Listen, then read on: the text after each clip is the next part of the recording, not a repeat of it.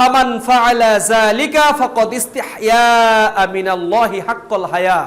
এই যে চারটা গুণাবলীর কথা বললাম, এই চারটা গুণ যারা পালন করতে পারবে তারাই প্রকৃত অর্থে আল্লাহকে যথাযথ ভয় করে চলে। গুণগুলো কে বলতে পারবে? এই চারটা গুণ দাঁড়াও।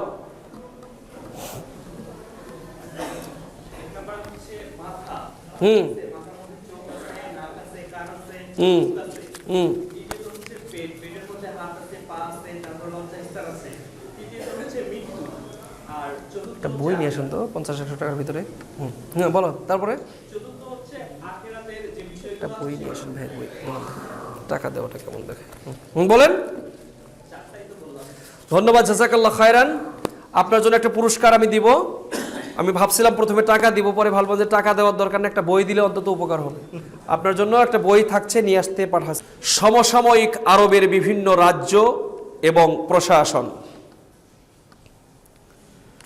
তো এই বিষয়ে যদি বলি, আল্লাহ সুবহানাহু ওয়া তাআলা মানুষদেরকে সৃষ্টি করলেন প্রতিনিধি হিসাবে একজন মানুষ থেকে।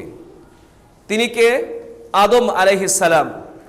ধর্ম, বর্ণ, জাত পাত, এরিয়া এগুলোর বাইরে যদি গিয়ে চিন্তা করি, তাহলে সবার আগে আপনার এবং আমার পরিচয় মানুষ, এবং তারা একই স্রষ্টা থেকে এসেছেন। তিনি কে?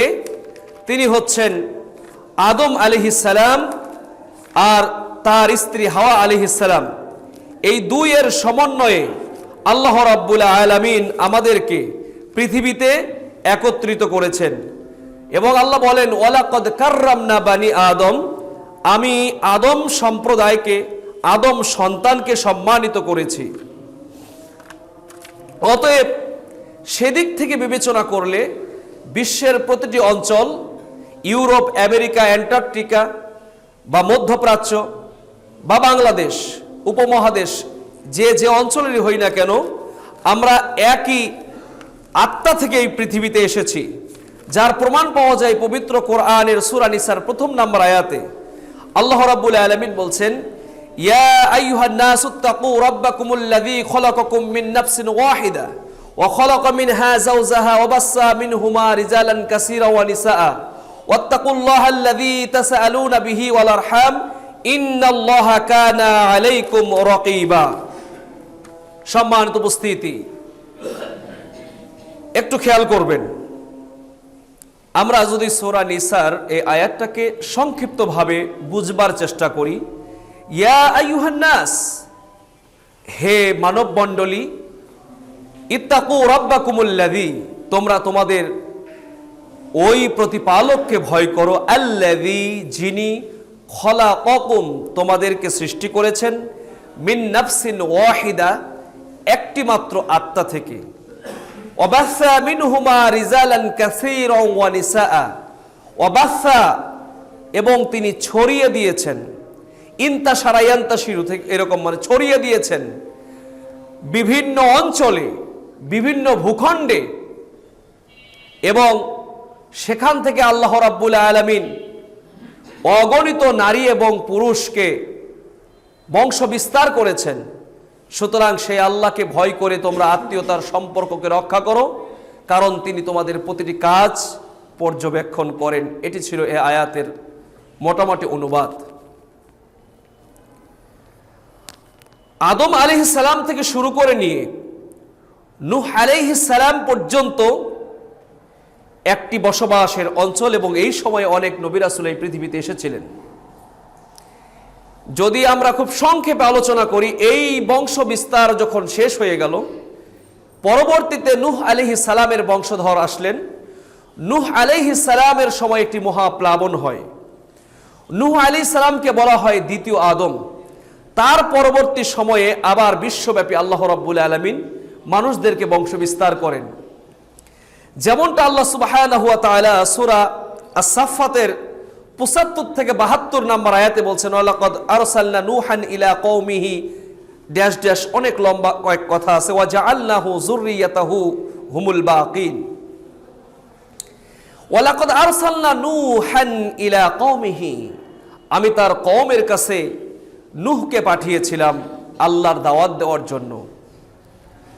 আপনারা জানেন নূহ আলাইহিস সালামের স্ত্রী তার প্রতি ঈমান আনেনি, তার এক সন্তান কেনান সেও ঈমান আনেনি, কিন্তু বাকি পরবর্তী বংশধর তার সন্তানদের ভিতর থেকে 3 জন সন্তান আজকে পৃথিবীব্যাপী যত দেশ আছে, যে এলাকায় মানুষ অন্তত বসবাস করে, সব জায়গার মানুষগুলো এই 3টি সন্তানের বংশধর, অর্থাৎ নূহ আলাইহিস সালামের বংশধর। 3টা সন্তানের একজনের নাম ছিল সাম, আরেকজনের নাম ছিল হাম, আরেকজনের নাম ছিল ইয়াফিস। খেয়াল করে শুনবো, আমরা ধারাবাহিকভাবে যাব, বলছি ইতিহাস, এটা আসলে মনোযোগ দিয়ে বাসায় পড়ার বিষয়, সবগুলো তুলে ধরা আসলে সম্ভব নয়। আমরা কেটে কেটে কেটে কেটে চুম্বক চুম্বক অংশগুলো তুলে ধরার চেষ্টা করবো ইনশাআল্লাহ। আমি ইতিমধ্যে আপনাদের সামনে 3টি নাম বলেছি, নাম 3টি কেউ আমাকে বলতে পারবেন? সাম, হাম এবং ইয়াফিস। সাম নূহ আলাইহিস সালামের মহাপ্লাবন পরবর্তী সময়ে যে এলাকায় বংশ বিস্তার করেন, সেই এলাকাটা হচ্ছে সিরিয়া এবং ফিলিস্তিন, শাম এবং ফিলিস্তিন। আমি শাম এবং ফিলিস্তিন বা সিরিয়া বা ফিলিস্তিন বলতে বোঝাচ্ছি আরব পুরো অঞ্চলটা, অর্থাৎ জর্ডান, বাহরাইন, ওয়ামেন, ইয়েমেন, এই আরব যে ভূখণ্ডটা, এটা মূলত পুরোটাই ছিল, আমরা পুরোটাকে আমরা শাম যদি বলি, শাম এবং ফিলিস্তিন আরব, এদেরই বংশোদ্ভূত কিন্তু বানি ইসরাইলরাও, সামের বংশধর। দ্বিতীয় ছেলে তার নাম ছিল হাম। হামের এলাকা ছিল বর্তমানে মধ্য আফ্রিকা, উত্তর আফ্রিকা, দক্ষিণ আফ্রিকা, আফ্রিকা মহাদেশ এবং এই অঞ্চলের লোকজন যারা, তারা কার বংশধর? তারা হচ্ছে হামের বংশধর। 3 ইয়াফিস। ইয়াফিস বসবাস করেছিলেন উত্তর এবং পূর্বাঞ্চল এবং মধ্য এশিয়া, বর্তমানে যে এশিয়ার যে অঞ্চল, এই অঞ্চলে। মধ্য এশিয়া বলতে আমরা বোঝাচ্ছি কাজাকিস্তান, উজবেকিস্তান, তাজিকিস্তান, অর্থাৎ সোভিয়েত ইউনিয়ন ভুক্ত যে দেশগুলো আগে ছিল, এই পুরো এই অঞ্চলটা, রাশিয়া টাশিয়া সহ আশেপাশে যে এলাকাটা, এই এলাকায় তারা বসবাস করেছে। তো মোটামুটি এই 3 জন থেকেই আমাদের পৃথিবীব্যাপী মানুষের দ্বিতীয় বসবাস শুরু হয়। আজকে এই 3 জন ছেলের থেকে আমরা একজনকে নিয়ে আলোচনা করব। ইতিমধ্যেই বুঝে ফেলেছেন তাহলে আমরা কার বংশধর নিয়ে আলোচনা করতে চাই। আজকে আমাদের আলোচনা হলো শামকে নিয়ে, সিরিয়া, ফিলিস্তিন, আরব এবং বনি ইসরাইল এই অঞ্চল। আরেকটু আপনাদের ক্লিয়ার কনসেপ্টের জন্য বলি, এই আরব ভূখণ্ডে যারা বসবাস করেছেন, অর্থাৎ শামের যারা বংশধর, তারা এই অঞ্চলে বিশুদ্ধ আরবি ভাষা তখন থেকেই প্রচলন ছিল, এবং তারা তাদের সময়ে আল্লাহর যে নির্দেশনা ছিলেন সেই নবী রাসূলরা পালন করেছেন। এক বাক্যে আপনাদেরকে বলে আমি আমার মূল আলোচনায় যাচ্ছি। আরব সম্প্রদায়ের মধ্যে, অর্থাৎ আরব বংশোদ্ভূত যারা, সেখানে কয়েকটি গোত্র ছিল। একটা হলো আরবে বাঈদা। প্রথম যে বংশ বসবাস করেছিল আরব অঞ্চলে, এটাকে বলা হয় আরবে বাঈদা। তথ্যগুলো নেন। আরবে বাঈদার ভিতরে আবার কারা কারা ছিল, যেগুলো আমরা পবিত্র কোরআনের বিভিন্ন জায়গায় পাই? সামুদ সম্প্রদায়, আদ সম্প্রদায়, বাসন সম্প্রদায়, জাদিস সম্প্রদায়, তারপরে হলো ইমলাক, উমাইস এবং জুরহুম বংশ। আপনাদের অনেকে মনে পড়বে, আমাদের ইব্রাহিম আলাইহিস সালামের সন্তান ইসমাইল যখন ছোট্ট বাচ্চা, তাকে নিয়ে যখন মা হাজরা যখন পানির জন্য দৌড়াদৌড়ি করছিলেন, যে এখানে মনে হয় পানি আছে, ওখানে মনে হয় পানি আছে, ওই সময়ে ওই অঞ্চলের যে যাদের বংশধর, যারা ওইখানে বসতি গড়ে তুলেছিল, ওই বংশধরের নাম হলো জুরহুম বংশধর। বলেন তো ওই বংশের নাম কি? জুরহুম।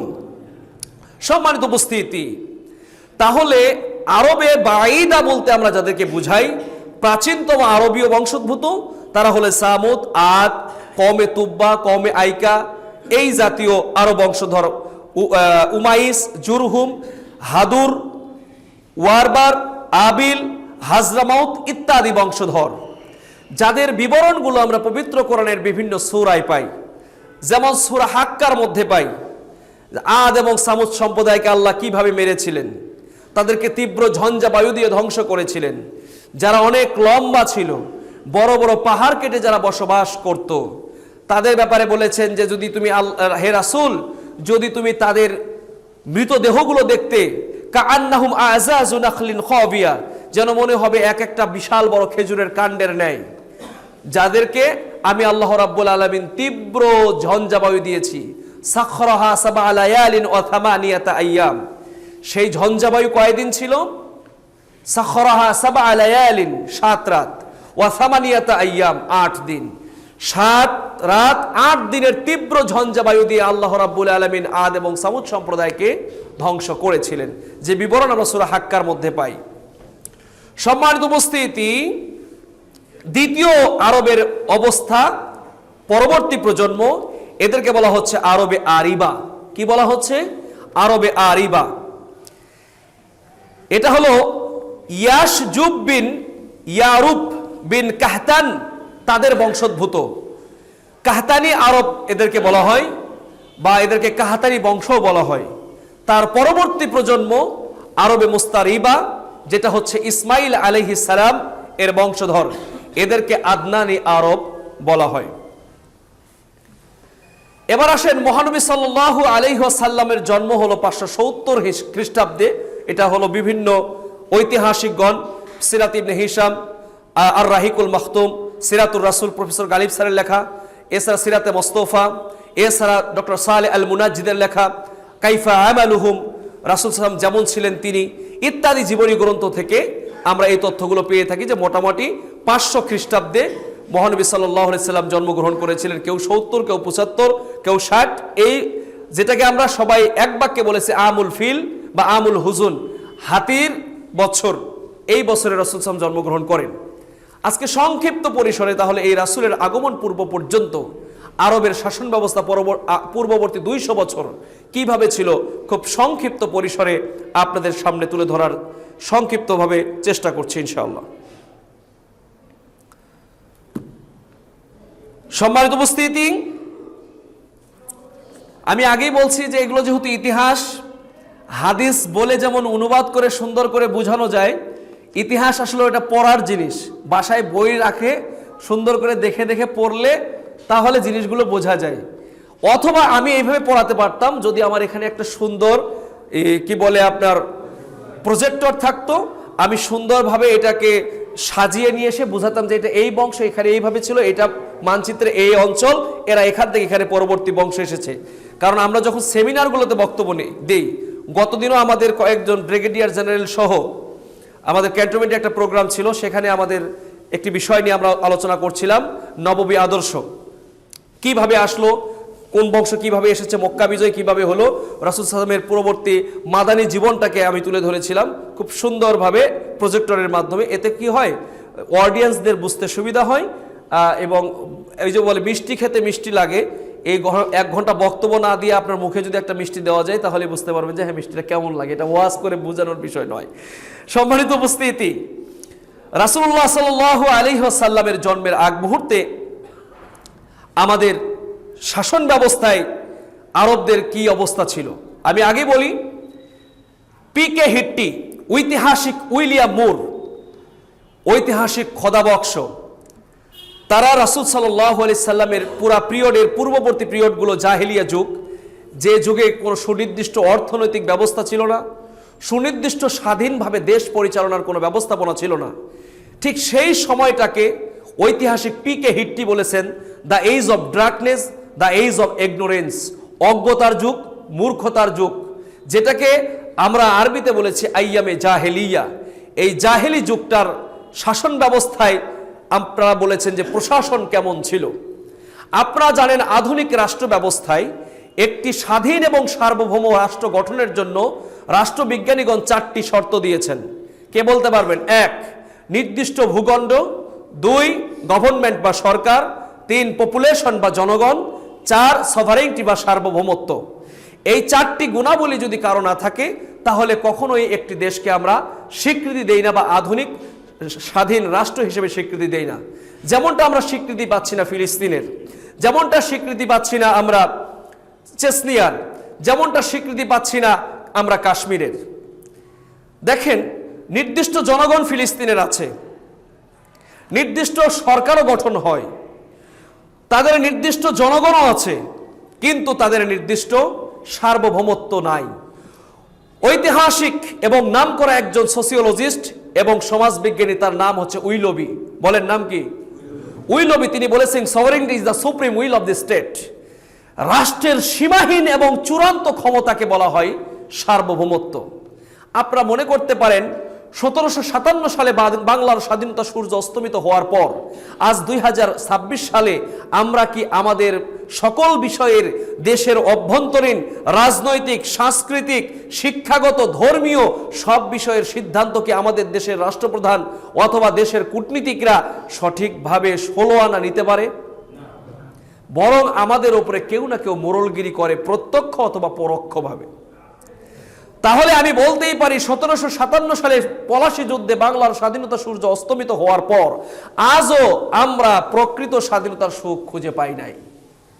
যদিও বলা হচ্ছে জনগণের ক্ষমতায়ন করতে চাই, রাষ্ট্র, জনগণ হলো রাষ্ট্রের অধিকারী, অংশীজন, তাদের ভোটে নির্বাচিত প্রতিনিধি আমাদের প্রতিনিধিত্ব করবে, কিন্তু প্রকারান্তরে খালি দেখি আমরা একটা সিলি মারতে পারি, কিন্তু আমাদের দেশের প্রকৃত স্বাধীনতা, ধর্মীয় স্বাধীনতা, রাজনৈতিক স্বাধীনতা, সিদ্ধান্ত গ্রহণের স্বাধীনতা, ধর্ম পালনের স্বাধীনতা আমাদের কারো কারো উপরে অনেক সময় নির্ভরশীল। সম্মানিত উপস্থিতি, ঠিক সেই যুগেও আরব ভূখণ্ডের শাসন ব্যবস্থা ছিল গোত্রভিত্তিক, সমাজভিত্তিক। কিছু কিছু শাসক ছিল মুকুটবিহীন সম্রাট, অর্থাৎ নিজ নিজ কিছু কিছু এরিয়া তিনি শাসন করতেন, তার আন্ডারে ক্ষুদ্র ক্ষুদ্র ক্ষুদ্র ক্ষুদ্র কিছু গোত্র শাসন হতো। আবার কোন কোন এলাকায় শুধু গোত্র প্রধানই ঠিক, যেমনটা ইউনিয়ন পরিষদে আমাদের ছোট্ট এইরকম ছোট্ট ছোট্ট সমাজ আমাদের যেমন আছে চৌধুরী বংশ, কেউ আছে আকন্দ বংশ, কেউ আছে মণ্ডল বংশ, ঠিক এইরকম বংশ কেন্দ্রিক তাদের জনবসতি গড়ে উঠেছিল এবং এখানেই তারা শাসনভার, তারা শাসন, নিয়ম কানুন, করণীয় বর্জনীয় ইত্যাদি সিদ্ধান্ত গ্রহণ করত। সম্মানিত উপস্থিতি, ঠিক এই সময়ে মুকুটবিহীন যারা সম্রাট ছিলেন তারা কখনোই স্বাধীন ছিল না, স্বাধীনভাবে তারা তাদের মতামত প্রয়োগ করতে পারত না। যেগুলোকে আমরা বলি শাহানে ইয়ামান, শাহানে গাসসান, শাহানে হীরা, এই তিনটা অঞ্চল কোন কোন ইসলামিক স্কলারগণ, কোন কোন ঐতিহাসিক বলেছেন 60টি অঞ্চল, কেউ বলেছেন 5টি অঞ্চল, আর রাহিকুল মাখতুমে 60টি দেওয়া আছে, সিরাতুর রাসুলে দেওয়া আছে 5টি, সিরাতে ইবনে হিশামে দেওয়া আছে 4টি। এরকম উইকিপিডিয়াতে বিভিন্ন ভিন্ন ভিন্ন তথ্য বিভিন্ন ঐতিহাসিকগণ নিজেরা নিয়ে এসেছেন। তবে মোটামুটি কয়েকটি অঞ্চল পাওয়া গেছে, তার মধ্যে একটা হচ্ছে আল মুলুকু বিল ইয়ামান, ইয়ামান অঞ্চল। ইয়ামান বলতে এখানে ইয়ামান, ওয়ামেন, কাতার, বাহরাইন সহ আর আশেপাশের অঞ্চলগুলোকে একটা সাম্রাজ্য বলা হতো, ইয়ামান সাম্রাজ্য। চলেন আমরা আগে ইয়ামান সাম্রাজ্য নিয়ে আলোচনা করি। এখানকার শাসন ব্যবস্থা আমি 620 থেকে 1300 খ্রিস্টাব্দ পর্যন্ত, এটা খ্রিস্টপূর্ব 620 থেকে 1300, ঠিক এই সময়ের দিকে আল্লাহ রাব্বুল আলামিন ইন্ডিকেট করেছেন এইভাবে, হাত্তা নাসু যিকরা ওয়া কানু কওমান বুরা, যে তারা পূর্ববর্তীদের ইতিহাস ভুলে গিয়েছেন, যদিও তারা ছিল অনেক পুরাতন পুরাতন জাতি ইত্যাদি। সম্মানিত উপস্থিতি, তাদের সময় এই রাজধানীর নাম ছিল সিরওয়া, যেটা মায়াবির উত্তর পশ্চিম থেকে 50 কিলোমিটার, এবং সানা, যেটা বর্তমানে ইয়ামেনের রাজধানী সানা। এই সানা আজকে যে সভ্যতা দেখছেন তা নয়, রাসূলের জন্মের পূর্ব পর্যন্ত ইয়ামেন এবং ইয়ামেনের আশপাশের পুরো অঞ্চলকে শাসন করত সানা থেকে কেন্দ্র, সেন্ট্রালটি। যেই সানার কথা আমরা রাসূলের হাদিস থেকেও পাই, যদি একটু সামনে আপনাদের খেয়াল করে দেই, না ছাড়া শুধু ইতিহাসে মজা পান না। দেখেন হযরত খাব্বাব রাদিয়াল্লাহু তাআলা তিনি রাসূলুল্লাহ সাল্লাল্লাহু আলাইহি সাল্লাম মসজিদে নববীতে আরাম করছিলেন, আল্লাহ রাসূলের কাছে আসলেন। খাব্বাব এসে বললেন, ইয়া রাসূলুল্লাহ, আমাদের তো কাফেররা শেষ করে দিল, আমাদেরকে তো হত্যা করছে, আমাদের পশুপাল তারা চুরি করে নিয়ে যাচ্ছে, আমরা অর্থনৈতিকভাবে ক্ষতিগ্রস্ত হচ্ছি, নিজ বাড়িতে নিরাপদে থাকতে পারছি না। সো আপনি যদি আলা তাদউ লানা আলা তাস্তানসিরু লানা, আপনি কি আমাদের জন্য একটু দোয়া করবেন না, একটু আল্লাহর কাছে আমাদের জন্য কি সাহায্য চাইবেন না? আল্লাহ রাসূল একটু নড়ে চড়ে বসে বললেন, হে আমার সাহাবা একরাম, শোনো, আজকে তোমরা যে বিপদে পড়েছো, আজকে যে অসুবিধার মধ্যে আছো, এটা নতুন নয়। বরং আদম আলাইহিস সালাম থেকে শুরু করে নিয়ে পরবর্তী আমির মুহাম্মদ পর্যন্ত যত নবী রাসূলরা এসেছেন, তাওহীদের দাওয়াত দিয়েছেন, আল্লাহর একত্ববাদের কথা বলেছেন, মূর্তি পূজাকে বিরূপ করতে বলেছেন, যারা ন্যায় ইনসাফকে প্রতিষ্ঠার কথা বলেছেন, তাদের বিরুদ্ধে তৎকালীন সমাজের নেতারা, রাষ্ট্রীয় প্রধান, গোত্র প্রধান ক্ষমতাকে কুক্ষিগত করে রাখবার জন্য তাদেরকে নির্যাতন নিপীড়ন করেছে। ফায়ুফারু লাহু ফিল আরজি, তাদের জন্য জমিনের ভিতরে গর্ত খনন করা হতো। ফায়ুজালু ফিহা, এরপরে গর্তের ভিতরে কোমর পর্যন্ত গেড়ে দেওয়া হতো। সুম্মা ইউতা বিল মানশার, এরপরে কোরাত নিয়ে আসা হতো। ফায়দাউ আলা রাসিহি, এরপরে সেই কোরাত তাদের মাথার উপরে রাখা হতো।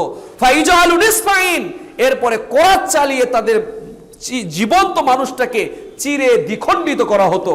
মা ইয়াসুদ্দুহু যালিকা আন দীনিহি, এত নির্যাতন নিপীড়ন করার পরেও তারা একজন দ্বীনের দাঈকে, আল্লাহওয়ালা মুসলিম ব্যক্তিকে, আত্মসমর্পণকারী ব্যক্তিকে আল্লাহর দ্বীন থেকে 100টা পরিমাণ সরাতে পারে নাই।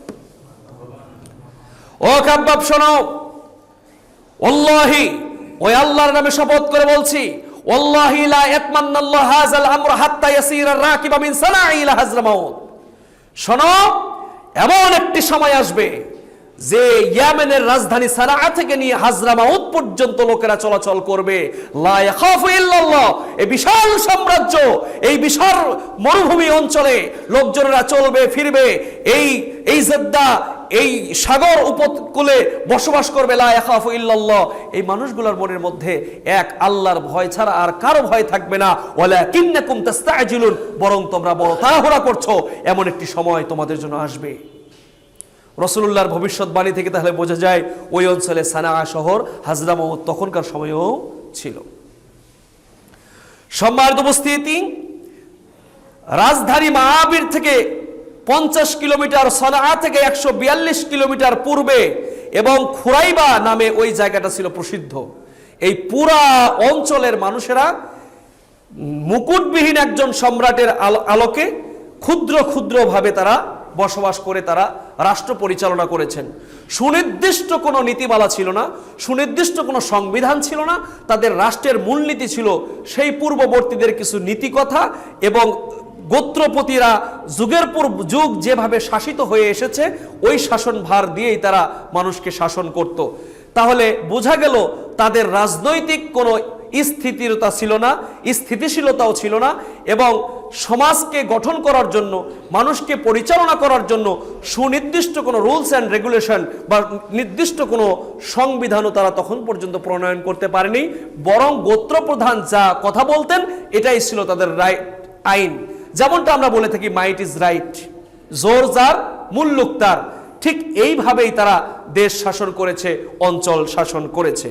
আর এই পুরো অঞ্চলের বিস্তৃতি ছিল বলছিলাম মাআবির থেকে উত্তর পশ্চিমে 50 কিলোমিটার, সানাআ থেকে 142 কিলোমিটার পূর্বে জায়গাটা প্রসিদ্ধি লাভ করেছিল। এটা গেল একটা অঞ্চল যেটা ইয়ামেন বা আল মুলকু ইয়ামেন, ইয়ামেন সাম্রাজ্য নামে পরিচিত। সম্মানিত উপস্থিতি, দ্বিতীয় যে এলাকাটা শাসন করা হতো এটা খ্রিস্টপূর্ব 535 থেকে 570 পর্যন্ত। এই আবিসিনীয় শাসন বলা হতো এটাকে, আবিসিনীয় অঞ্চল। এই অঞ্চলেরই তৎকালীন সময়ে এই যে শাসক ছিল পরবর্তী সময়ে তার নাম ছিল আব্রাহা। তার নাম ছিল কি? আব্রাহা। এবং এই আব্রাহাই মুহাম্মদ সাল্লাল্লাহু আলাইহি ওয়াসাল্লামকে তার এই বাইতুল্লাহ, যেটা বর্তমানে কাবা, এই কাবা গৃহকে হত্যা করার জন্য কোন কোন বর্ণনায় আসছে 13টা বিশাল আকারের হাতি, কোন কোন বর্ণনায় আসছে 18টা হাতি। এগুলো সবই কিছু ইসরায়েলি বর্ণনা। তবে এতটুকু আমরা বলতে পারি অনেকগুলো হাতি নিয়ে এসে সৈন্যবাহিনী সহ এসেছিল এবং এটাকে ধ্বংস করার জন্য সে উঠে পড়ে লাগলো। তখন আব্দুল মুত্তালিব বাইতুল্লাহর দায়িত্বে ছিলেন। তিনি বললেন যে যার ঘর তিনি রক্ষা করবেন, আমি আমার পশুপাল নিয়ে নিরাপদ আশ্রয়ে চলে গেলাম। পরবর্তীতে আল্লাহ সুবহানাহু ওয়া তাআলা তাদেরকে বিশাল হাতি বাহিনীকে হত্যা করেন আবাবিল, ঝাঁকে ঝাঁকে পাখির দ্বারা, যেটা আমরা পরবর্তীতে কোরআনুল কারীম নাজিল হলে সূরা ফিলের মাধ্যমে বিস্তারিত জেনেছি। কেন সে হত্যা করতে চেয়েছিল? ওই অঞ্চলের মানুষের ক্ষমতা দখল করতে চেয়েছিল। বাইতুল্লাহতে মানুষ ইবাদত বন্দেগী করত, তো ও নিজে একটা গির্জা তৈরি করেছিল, সেই গির্জায় কেউ ইবাদত করতে যেত না, হিংসার বশবর্তী হয়ে ভাবলো যে আমি এত সুন্দর ঘর নির্মাণ করেছি যেটা বাইতুল্লাহর চেয়েও ভালো, অথচ লোকজন আসে না কেন, আমি ওই ঘরের অস্তিত্বই নষ্ট করে দিব। অথচ কোরআনুল কারিমে কিন্তু বলা হয়েছে বাইতুল্লাহ হচ্ছে পৃথিবীর মধ্যে সবচেয়ে প্রাচীন ঘর। লাখমীয় রাজ্য, যেটাকে আমরা হীরা বলছি, এটা ইরাক এবং এর আশেপাশের অঞ্চলকে বোঝানো হয়। খ্রিস্টপূর্ব 300 থেকে 602 খ্রিস্টাব্দ পর্যন্ত, সময় হলো 300 থেকে 602 খ্রিস্টাব্দ পর্যন্ত। এই সময়ে তৎকালীন প্রশাসনিক যেটা সদর দপ্তর, এটার নাম ছিল হীরা। এই জন্য বলা হয়েছে হীরা বা লাখমীয় রাজ্য, যেটা ইরাক, ইরান এবং তার পার্শ্ববর্তী কিছু অঞ্চল নিয়ে গঠিত।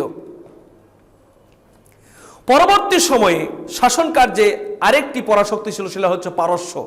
এখানে ক্লিয়ার করে নেই, কোড করছি, সেটা হলো যে পৃথিবীতে তৎকালীন সময় 3টা পরাশক্তি ছিল। আজকে আধুনিক বিশ্বে যেমন আমেরিকা একটা বিশ্ব পরাশক্তি, চীন যেমন একটা বিশ্ব পরাশক্তি, রাশিয়া যেমন একটা বিশ্ব পরাশক্তি, ঠিক ওই সময়ে বিশ্বের পরাশক্তি ছিল 3টা। একটা হলো আরবরা, যেটা ইতিমধ্যে আলোচনা করছি।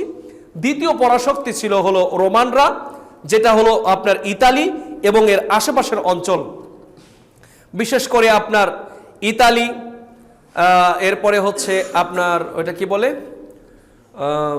স্পেন এবং তার আশেপাশের যে দেশগুলো রয়েছে, এই দেশগুলো, রোমানিয়া, এই দেশগুলো হচ্ছে আপনার ওই রোমান ক্যাথলিক খ্রিস্টান যারা ছিল তাদের অঞ্চলের ছিল।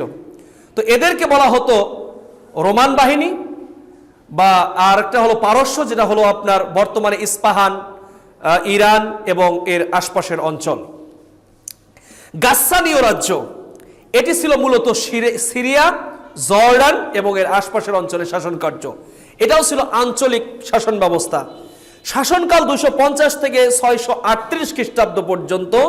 এই সময় এটাকে বলা হয় বাইজেন্টাইন এম্পায়ার, অর্থাৎ আরব খ্রিস্টান রাজা রোমের মিত্র ছিল তারা, এই সময় তারা এই এলাকা শাসন করেন। ও তৎকালীন সময়ে আরবদের একটি বিশাল অঞ্চল, যেটা আপনাদের আজকের আলোচনার কেন্দ্রবিন্দু, সেটা হচ্ছে মক্কা এবং মদিনা। এটাকে বলা হতো হিজাজ। এই অঞ্চলটাকে কি বলা হতো? হিজাজ। মক্কা, মদিনা এবং কোরাইশ বংশ এখান থেকেই উদ্ভব। তাদের হিস্টোরি যদি বলি পরবর্তী 400-500 বছরের, তাহলে এর ইতিহাস প্রায় ধরেন 15 থেকে 20 পৃষ্ঠা, যা মুখস্থ পুরোটা বলা আমার পক্ষে নির্ভুলভাবে সম্ভব নয়। ভুল হওয়ার কারণে আপনাদেরকে আমি সাজেস্ট করছি আর রাহিকুল মাখতুম পড়তে পারেন, অথবা প্রফেসর ডক্টর গালিব স্যারের লেখা সিরাতুর রাসূল বইটা পড়তে পারেন, অথবা সিরাতে ইবনে হিশাম পড়তে পারেন এই বইগুলো থেকে, অথবা ইনসাইক্লোপিডিয়া অফ ব্রিটানিয়া, অথবা আপনি যদি যে কোনো সিরাত ইউটিউবে আপনার গুগলে সার্চ দিলে পেয়ে যাবেন, তথ্যগুলো পাবেন। আসলে আমরা একটু এখন হিজাজের অনেকেই শাসন করে এসেছেন। সর্বশেষ যার হাত ধরে মোটামুটি একটি পজিটিভ শাসনভার এসেছিল, তার নেতৃত্বে, যার শাসনকাল ছিল 440 খ্রিস্টাব্দ থেকে 480 খ্রিস্টাব্দ পর্যন্ত, তার নাম হলো কুসাই ইবনে কিলাব। নাম কি? কুসাই ইবনে কিলাব। কুসাই ইবনে কিলাব, তার শাসনকাল ছিল কত থেকে কত? 440 থেকে 480 খ্রিস্টাব্দ পর্যন্ত। তার সময়ে তিনি অনেকগুলো কাজ করেছেন, যেমন গোত্রে গোত্রে সন্ধি করেছেন, হাজিরা তৎকালীন সময়ে হজ করতে আসলে তাদের সেবা যত্ন করেছেন, তাদেরকে পানি পান করিয়েছেন, তাদের মেহমানদারি করেছেন, এইরকম করে বিভিন্ন কাজ পজিটিভ ওয়েতে করেছেন। সামগ্রিকভাবে যখন এই গোত্র প্রধানরা আপনাদের আমাদের এলাকায় দেখবেন, যেটাকে আমরা বলি আঞ্চলিক রাজনীতি, এলাকা ভিত্তিক রাজনীতি, ভিলেজ পলিটিক্স, এই অঞ্চলের মানুষ যদি অন্য অঞ্চলে চাকরি করতে যায়, বিশেষ করে শিক্ষা প্রতিষ্ঠান যেগুলো এমপিও ভুক্ত, এই জায়গাতে দেখবেন যে যার যার এলাকার তার একটা প্রভাব আছে। কথাবার্তায়, চাল চলন, আচার আচরণে বুঝবারও চেষ্টা করে যে দেশের ঠাকুর ভিন দেশের কুকুর, এটা তাদের আচার আচরণে বোঝা যায়, কথাবার্তায় বোঝা যায়। তো সম্মানিত উপস্থিতি, ঠিক ওই সময়টাতেও নিজ নিজ গোত্র প্রধানগণ ভিন্ন গোত্রের মানুষদেরকে নির্যাতন করত, নিপীড়ন করত, তাদের সম্পদ হরণ করত, স্বাধীনভাবে তাদের জীবনযাপন করতে দিত না। বিভিন্নভাবে এহেন অন্যায় নাই যা তারা করে নাই। এত কিছুর মধ্যেও তারা ধর্ষণ করেছে, চুরি ডাকাতি করেছে, অর্থনৈতিকভাবে সুদি কারবার করেছে, মদ্যপান করেছে, সামগ্রিকভাবে বিভিন্ন অন্যায় কাজ করেছে। এত কিছুর মধ্যেও রাসূলের জন্মের আগে আরবদের মধ্যে কয়েকটি গুণ ছিল পরিলক্ষিত। তার ভিতরে হচ্ছে আতিথ্যতা, একে অপরকে সম্মান করা, পারস্পরিক শ্রদ্ধাবোধ এবং সাহিত্য চর্চা। বিশেষ করে তারা কাব্যিক চর্চা করেছেন। সেই সময়কার নাম করা যদি জাহিলি যুগের কয়েকজন কবির নাম বলি, আমর ইবনে কুলসুম, আন্তরা ইবনে সাদ্দাত, ইমরাউল কায়েস, কাব ইবনে জুহাইর, জুহাইর ইবনে আবি সুলমা, এরা তৎকালীন সময়ে আরব সাহিত্যকে, আরবি সাহিত্যকে এত অনন্য উচ্চতায় নিয়ে গেছে।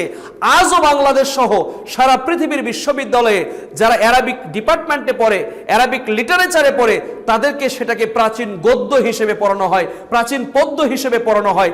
সেই সময়ে তাদের বাগ্মিতা ছিল অনন্য উচ্চতায়। তারা খুব সুন্দর করে বক্তৃতা দিতেন, এমন সুন্দর বক্তৃতা দিতেন মনে হতো মিথ্যা কথাও যদি তারা বানায় বলে মনে হয় নগদে সত্য কথা। সেই সময়ের নাম করা একজন বাগ্মী ছিলেন কুস ইবনে সাঈদা। বলেন কি? কুস ইবনে সাঈদা। তার আমি ভাষণগুলো এখানে আসার আগে দেখছিলাম। দেখেন, তারা আল্লাহকে বিশ্বাস করেনি, এক আল্লাহ মানে নাই। তারপরও তার কবিতায়, তার বক্তৃতায় দেখলাম যে হে মানব মণ্ডলী, তোমরা এমন একটি যুগের কাছে তোমাদের অবসান ঘটতে যাচ্ছে যে সময় হবে দীর্ঘকাল, যে সময়ের উপকার তোমার পাড়া প্রতিবেশী কেউ করতে পারবে না। তার মানে এইটুকু অন্তত মৃত্যুর পরবর্তী জীবনকে আল্লাহর কাছে যে হিসাব দিতে হবে, এই লাজ্জাতুল মাউত তারা বিশ্বাস করত। সম্মানিত উপস্থিতি, এই সময়ে তিনি কয়েকটি কাজ করেছিলেন প্রশাসনিক।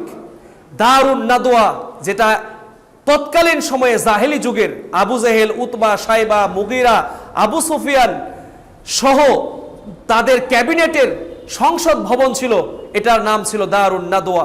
এটাও এই কুসাই ইবনে কিলাবের হাত ধরেই হয়েছে।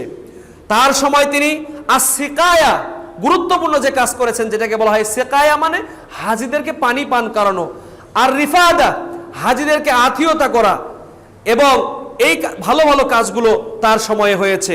পরবর্তী সময়ে কোরাইশরা তার হাত ধরেই ইয়েমেন, ওয়ামেন, কাতার, কুয়েত, সৌদি আরব, সংযুক্ত আরব আমিরাত, ইরাক, ইরান সহ মধ্যপ্রাচ্যের বিভিন্ন অঞ্চলে ব্যবসা বাণিজ্যের জন্য তারা যাওয়া শুরু করে, এবং তারা বিশেষ করে গ্রীষ্মকালে এবং শীতকালে 3 মাসের জন্য করে ঘর থেকে একবার বিবি বাচ্চার কাছ থেকে বিদায় নিয়ে বড় বড় কাফেলার নেতৃত্বে, গোত্র প্রধানের নেতৃত্বে ব্যবসা বাণিজ্যের জন্য তারা সিরিয়া, শাম, ফিলিস্তিনের বিভিন্ন অঞ্চলে যেত। যেদিকে খেয়াল করে আল্লাহ রাব্বুল আলামিন আমাদেরকে একটা সূরা নাজিল করে দিয়েছেন, সূরা আল কুরাইশ, যে সূরায় আল্লাহ রাব্বুল আলামিন বলেছেন লিইলাফি কুরাইশ ইলাফিহিম রিহলাতাশ শিতাই ওয়াস সাইফ, যে তাদের আসক্তি ছিল আপনার দুইটা সময়ে ব্যবসা করা, একটা হলো শীতকাল আর একটা হলো গ্রীষ্মকাল।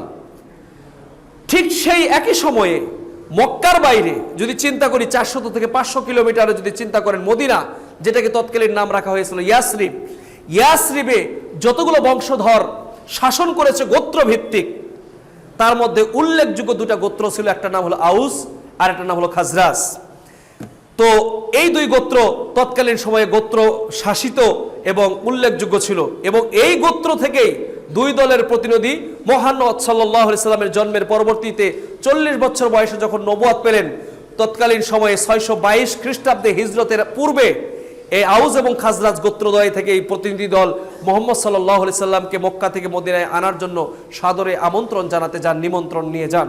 সম্মানিত উপস্থিতি, তো এইরকম ছিল মোটামুটি আলোচনার ইতিহাস।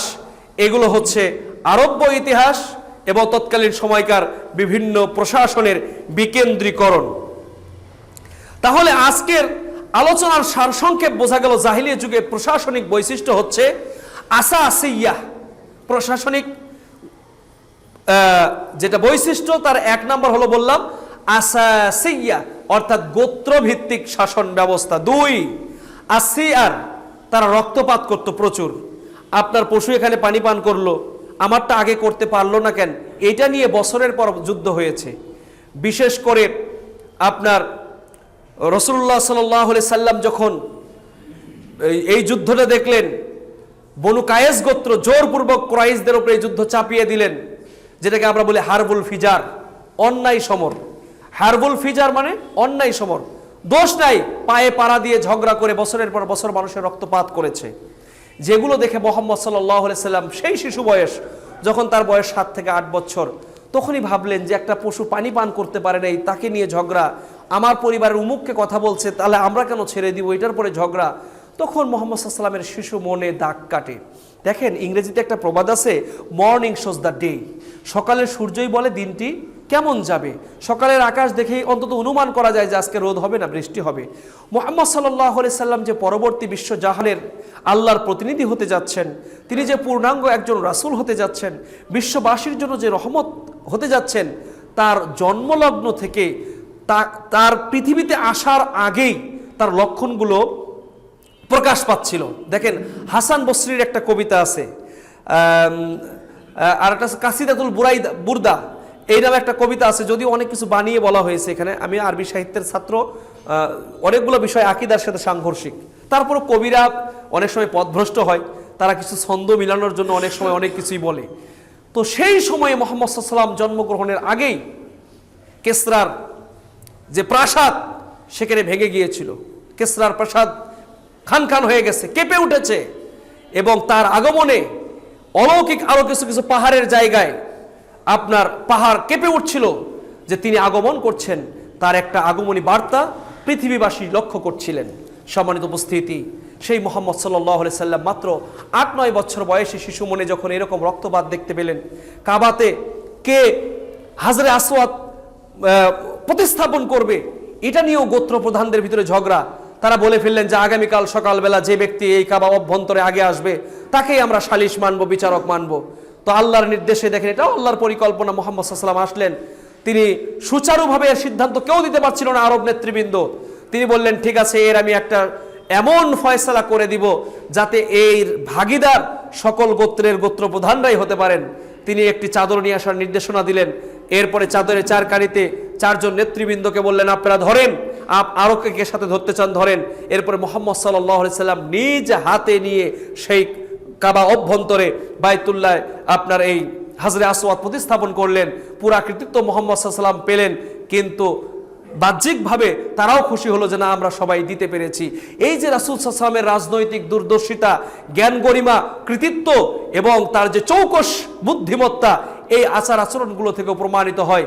ঠিক সেই সময়ে রাসূলুল্লাহ সাল্লাল্লাহু আলাইহি সাল্লাম বললেন যে না, এই যুদ্ধকে বন্ধ করা দরকার, রক্তপাত বন্ধ করা দরকার, সামাজিক স্থিতিশীলতা ফিরিয়ে আনবার দরকার ইত্যাদি উদ্যোগ নিয়ে তিনি কি করলেন, হিলফুল ফুজুল নামক একটি প্রতিষ্ঠান গঠন করলেন, যে প্রতিষ্ঠানের মাধ্যমে আর্তের সেবা করা, নিপীড়িত অসহায়ের পাশে দাঁড়ানো এবং সামাজিক স্থিতিশীলতা ফিরিয়ে আনাই ছিল মূল লক্ষ্য। রাসূলুল্লাহ সাল্লাল্লাহু আলাইহি সাল্লাম নবুয়তের আগেই যে কাজ করতেন, বিবাহের আগেই যে কাজগুলো করতেন, তা বর্ণনা পাওয়া যায় খাদিজা রাদিয়াল্লাহু আনহার একটি হাদিস থেকে। দেখেন, রাসূলুল্লাহ সাল্লাল্লাহু আলাইহি ওয়াসাল্লাম যখন নবুয়ত প্রাপ্ত হলেন, নবুয়ত প্রাপ্ত হয়ে গায়ে জ্বর এসে গেল, গা হাত পা কাঁপছে, তিনি ফিরে চলে আসলেন খাদিজা রাদিয়াল্লাহু আনহার কাছে। এসে বললেন জাম্বিলুনি জাম্বিলুনি, আমাকে চাদর দাও, আমাকে চাদর দাও। তো তখন আল্লাহ রাসূলকে চাদর দেওয়া হলো। তাকে চাদর দিয়ে ঢেকে দেওয়ার পরে রাসূলুল্লাহ সাল্লাল্লাহু আলাইহি ওয়াসাল্লাম যখন ভয় পাচ্ছিলেন, তিনি গা হাত পা কাঁপছিল, তো খাদিজা রাদিয়াল্লাহু আনহা এমনভাবে তাকে সাহস দিয়ে বললেন যে আপনি টেনশন করছেন কেন, কাল্লা লা ইউখজি আল্লাহু আবাদান, আল্লাহ আপনাকে কখনো অপমানিত করবে না, আল্লাহ আপনাকে কখনো অসম্মানিত করবে না, কারণ আপনি আন্তক্রিমাল জৈফা, আপনি মেহমানদেরকে মেহমানদারি করেন, আপনি অসহায় মানুষের বোঝা বহন করেন, আপনি মানুষকে ক্ষুধার্তকে খাবার দান করেন। সুতরাং এত ভালো গুণ আপনার মধ্যে আছে, আল্লাহ আপনাকে অপমান অপদস্থ করবেন না। তাহলে খাদিজা রাদিয়াল্লাহু আনহার এই বর্ণনা থেকে বোঝা যায় যে রাসূলুল্লাহ সাল্লাল্লাহু আলাইহি সাল্লাম নবুয়তের আগেও এগুলো চর্চা করেছিলেন। কিছুক্ষণ আগে আপনাকে বললাম ওই যে মর্নিং শোজ দ্য ডে, সকালের সূর্যই বলে দেয় আগামীর দিনটা কেমন হবে। তো রাসূলুল্লাহ সাল্লাল্লাহু আলাইহি ওয়াসাল্লামকে দেখে এগুলো বোঝা যেত। তো সেই সময়ের মোটামুটি শাসন ব্যবস্থা এইরকম ছিল, অঞ্চল ভিত্তিক, গোত্র ভিত্তিক, তারা বিভিন্নভাবে এইরকম শাসন করত। অর্থনৈতিকও সুনির্দিষ্ট কোনো নিয়ম নীতি ছিল না, যার থেকে যেভাবে পারত তারা অর্থ গ্রহণ করে রাষ্ট্র পরিচালনা করত এবং নিজেদের জীবিকা নির্বাহ করত। সামাজিক স্থিতিশীলতা কিছু ছিল না, শুধু নিছক আনন্দ করার জন্য একজন কিশোরী কন্যাকে উটের পায়ের সাথে বেঁধে দিয়ে দুই দিকে দুই উটকে ছাড়িয়ে দিয়ে তাকে চিরে দ্বিখণ্ডিত করত শুধু আনন্দ নেওয়ার জন্য। তারা শুধু জমিনের উর্বরতা ফিরবে এই কুবিশ্বাসে কুমারী কন্যাকে জবাই করে তার রক্ত ছিটিয়ে দিত জমিনে যাতে ফসল উর্বর হয়। তারা এইরকম বর্বর ছিল। ঠিক সেই সময়ে যখন মানবতা ভুলণ্ঠিত, যখন সামাজিকতা, অরাজকতা, স্থিতিশীলতা কারণে একটি দেশ, একটি জাতি যখন বিপন্ন প্রায়, যখন সুনির্দিষ্ট রাষ্ট্রীয় প্রতিনিধি না থাকার কারণে রাষ্ট্র যখন বিনির্মাণ করা সম্ভব হচ্ছে না, মানুষের যখন পদে পদে নিগৃহীত হচ্ছে, জীবন্ত কন্যা সন্তানকে যখন হত্যা করার মতো গর্হিত কাজ করা হচ্ছে, ঠিক এমন সময়ে বিশ্ববাসীকে আলোকবর্তিকা হিসেবে নবী মুহাম্মদ রাসূলুল্লাহ সাল্লাল্লাহু আলাইহি ওয়াসাল্লামকে এই বিশ্ববাসীর কাছে 570 খ্রিস্টাব্দে আগমন ঘটালেন, যেটাকে বলা হয় আমুল হুজুন বা আমুল ফিল। ঠিক যে বছরে বাইতুল্লাহকে ধ্বংস করার পরিত্যাগ নেওয়া হলো, ঠিক সেই সময়ে কোন কোন বর্ণনাকার বলেছেন আব্রাহার বাইতুল্লাহ ধ্বংসের 1 বছর আগে রাসূলের জন্ম, কেউ বলেছেন 1 বছর পরে, কেউ বলেছেন সেই বছরেই জন্ম। তো যদিও এগুলো বিষয় নিয়ে মতামতে বিভিন্ন ঐতিহাসিকদের ভিতরে মতবিরোধ রয়েছে, আমরা এটা বলতে পারি ঠিক এই কাছাকাছি সময়েই রাসূলুল্লাহ সাল্লাল্লাহু আলাইহি সাল্লাম 2 বছর প্লাস মাইনাসে তিনি জন্মগ্রহণ করেন। সম্মানিত উপস্থিতি, আমার মনে হয় আপনারা অনেকক্ষণ থেকে বসে আছেন, আপনাদের যে চাহিদার যে খোরাক হেদায়েতি বক্তব্য সেটা মনে হয় নাই। চলেন আমরা একটু সামনে একটা দার্স এখন শিখে আসি। তো মোটামুটি আমি আপনাদের কাছে তুলে ধরবার চেষ্টা করলাম তৎকালীন সময়ের শাসন ব্যবস্থা এবং প্রশাসনিক কাঠামো। পরবর্তী সময়ে আরেকটু বলে যাই, পরবর্তী সময়ে দারুন নাদওয়া এটা ছিল তাদের পার্লামেন্ট। বাংলাদেশের যেমন জাতীয় পার্লামেন্ট, তাদের এই দারুন নাদওয়াটা ছিল হচ্ছে পার্লামেন্ট। এখানে বসে বসেই তারা বিভিন্ন আইন পাশ করত। তাদের একটা আইন আল্লাহ রাব্বুল আলামিন কোরআনে রেকর্ড করেছেন এইভাবে যে লা তাসমাউ লিহাযাল কুরআন ক্বাল আল্লাযীনা কাফারু লা তাসমাউ লিহাযাল কুরআন। ওখানে আবু জেহেলের নেতৃত্বে তার ক্যাবিনেট সদস্য ছিল আবু সুফিয়ান, উতবা, শাইবা, মুগীরা সহ অন্যান্য, তাদেরকে সাথে নিয়ে বলল, শোনো আজকে কিন্তু আমরা আইন পাশ করলাম এই দারুন নাদওয়ায় বসে থেকে, আজকে থেকে তুমি আমরা কেউই মোহাম্মদ যখন কোরআন পড়বে সেগুলো শুনবো না।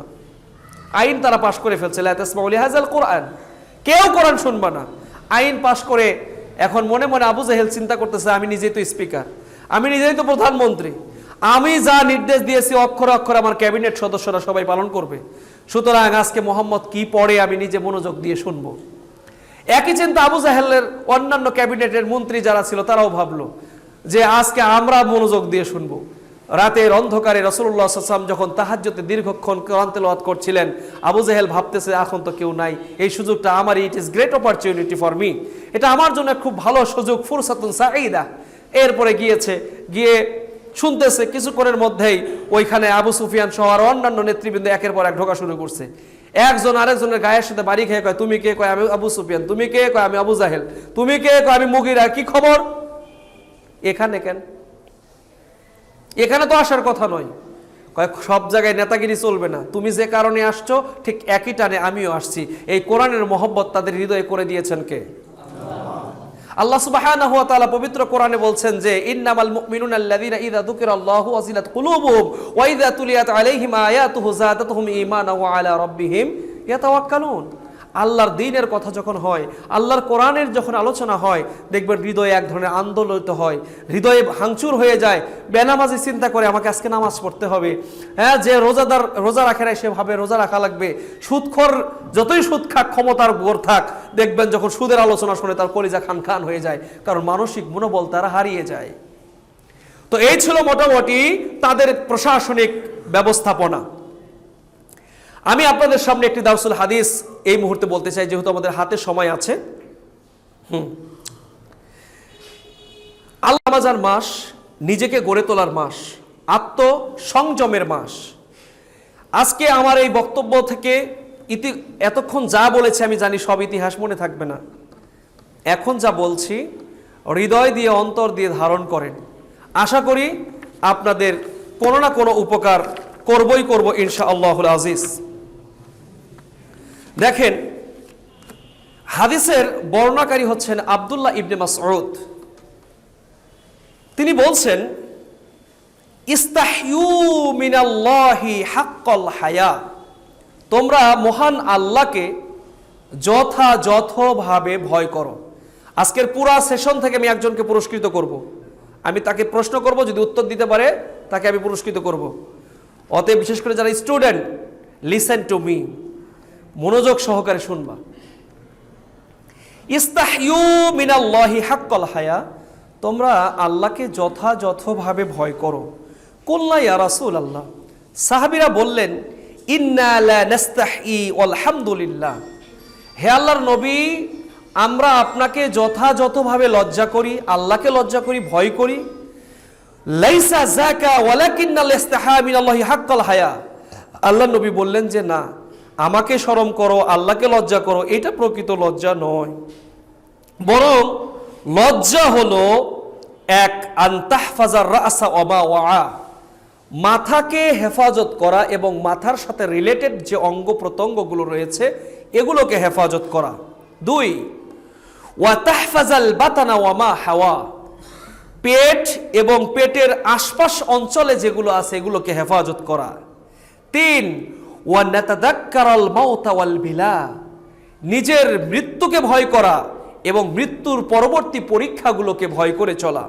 4 ওয়ামান আরাদাল আখিরাতা তারাকা জিনাতাদ দুনিয়া, আর জেনে রাখো যে ব্যক্তি দুনিয়ার চাকচিক্যকে পরিহার করে আর আখিরাতের পরকালের জীবনকে নিয়ে চিন্তা ফিকির করে, ফাকাদ জিনাতাদ দুনিয়া ফাকাদ ফাআলা যালিক, যে এইভাবে তার জীবনকে পরিচালিত করবে, ইস্তিহয়াউ মিনাল্লাহি হাক্কাল হায়া, সেটাই হলো আল্লাহকে যথাযথভাবে ভয় করা। উল্লেখিত হাদিস থেকে আমরা সংক্ষিপ্তভাবে কয়েকটি বিষয় জানতে পারলাম। 1 লজ্জা, লজ্জা মানে যেটাকে আমরা বলি শরম, হায়া, লজ্জাশীলতা। আল্লাহকে লজ্জা করতে হবে। লজ্জার ধরন হলো 3টা। কয়টা? খুব খেয়াল করে ছাত্ররা শুনবা, প্রশ্ন কিন্তু এগুলো থেকে করব। লজ্জার ধরন কয়টা? 3টা। 1 প্রথমত নিজেকে লজ্জা করা, নিজের ব্যক্তি, পরিবার, সামাজিক জীবন সর্বক্ষেত্রে নিজের লজ্জাশীলতা অবলম্বন করে চলা। লজ্জা কথাবার্তায়, কাজে কর্মে, পোশাক আশাকে, ইবাদত বন্দিকিতে, মুআনাকা সর্বক্ষেত্রে ব্যক্তি নিজেকে লজ্জা করতে হবে। যে নিজে লজ্জা করতে পারে না, নিজের আত্মসম্মান জানে না, আপনি কে, হু এম আই, আমি কে, আমাকে যদি আমি না চিনি, আমার অস্তিত্ব কি সেটা যদি আমি না জানি, তাহলে স্রষ্টাকে লজ্জা করতে পারবো না। দেখেন, আপনারা আমার কথাটা অন্যভাবে নিয়েন না। লুৎফুজ্জামান বাবর সাবেক স্বরাষ্ট্রমন্ত্রীকে যখন শপথ অনুষ্ঠান পরে বের হয়ে আসতেছিল, সাংবাদিকরা জিজ্ঞাসা করলেন যে আপনাকে যে মন্ত্রী দেওয়া হলো না, বা মন্ত্রী পাবেন কিনা, বা এরকম আশা করেন কিনা, তিনি উত্তরে দিয়েছিলেন যে দেখেন, যেই মানুষটির জীবনই তো শেষ, আমি তো মরেই গেছি, ফাঁসির দড়ি গলায় নিয়ে জীবন যাপন করে সেই মানুষটাকে আল্লাহ রাব্বুল আলামিন মুক্ত বাতাসে এই ছাড়েন নাই, পুনরায় আবার এমপি নির্বাচিত করেছেন। আমি আল্লাহর কাছে আর কি চাই? আমার কথা কি বুঝতে পেরেছেন? আমি তার কথার দ্বারা এইটুকু অন্তত বুঝতে পেরেছি, 2004-05 সালের লুৎফুজ্জামান বাবর আর আজকের লুৎফুজ্জামান বাবরের ভিতরে রাত দিন কম বেশি আছে। সম্মানিত উপস্থিতি, বলছিলাম তাহলে নিজেকে লজ্জা করা। নিজেকে লজ্জা করতে হলে আগে আত্মসম্মান বোধ থাকতে হবে। হু এম আই, আমি কিভাবে এসেছি, আল্লাহ আমাকে কিভাবে পরিচালিত করছেন, আল্লাহর কতগুলো নিয়ামত আমি খাচ্ছি, কতগুলো নিয়ামত আমি গ্রহণ করছি, সেই অনুযায়ী ফিডব্যাক আমি আমার স্রষ্টাকে কি দিচ্ছি, এইটুকু যদি চিন্তা করেন তাহলেই হয়ে যাবে। আপনি আপনার 3.5 হাত বডির দিকে দেখেন, পৃথিবীর নাজ নিয়ামত বাদ দেন, 3.5 হাত বডিতে আল্লাহ আপনাকে যে নিয়ামত দিয়েছেন, একটা কিডনি আজকে ড্যামেজ হয়ে যাক, 15 লাখ 20 লাখ টাকা দিয়েও কিডনি পাবেন না, অথবা যদি দেওয়াও হয় রিপ্লেসমেন্ট করে, কয়েকদিন পরে দেখবেন এই নিয়ম মানতে মানতে আপনি ফুটুস নাই।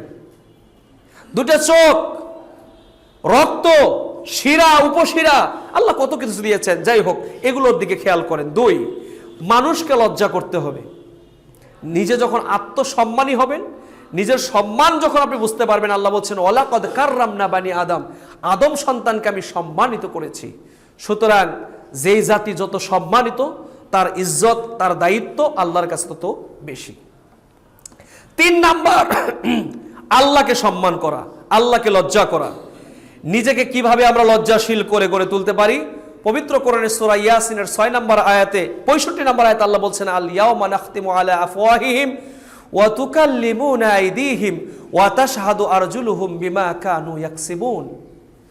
যেদিন আপনার বন্ধু বন্ধুকে চিনবে না, আপনার হাত আল্লাহ যেদিন কথা বলাবেন, পা আপনার বিরুদ্ধে সাক্ষী দিবে, আপনার মুখটা যখন বন্ধ করে দিয়ে কথা বলার কোনো সুযোগ দিবে না, ঠিক সেই সময়টাকে আপনি যথাযথভাবে ভয় করেন। 2, মানুষকে লজ্জা করা। সাঈদ বিন ইয়াজিদ আল আযদি রাদিয়াল্লাহু আনহু বলেন, আমি একদিন রাসূল সাল্লাল্লাহু আলাইহি ওয়াসাল্লামকে বললাম, হে আল্লাহর নবী, উসিনি, আপনি আমাকে উপদেশ দেন, আমি কিছু শিখতে চাই, আমি কিছু জানতে চাই। তিনি রাসূল সাল্লাল্লাহু আলাইহি সাল্লাম বললেন, শোনো, উসিকা বিতাকওয়াল্লাহ, আমি তোমাকে আল্লাহ ভীতি অর্জনের নির্দেশ দিচ্ছি। আনতাস্তাহি মিনাল্লাহি কামা আনতাস্তাহি রাজুলান সালিহাম মিন কওমিকা, শোনো, তোমার কওমের একজন মানুষ, একজন দিনদার, পরহেজগার, আল্লাহওয়ালা, শক্তিশালী, ইমানদার ব্যক্তিকে যেমন ভয় করে, ঠিক এমনি ভাবে আল্লাহকে যথাযথভাবে ভয় করো। আল্লাহকে লজ্জা করতে হবে।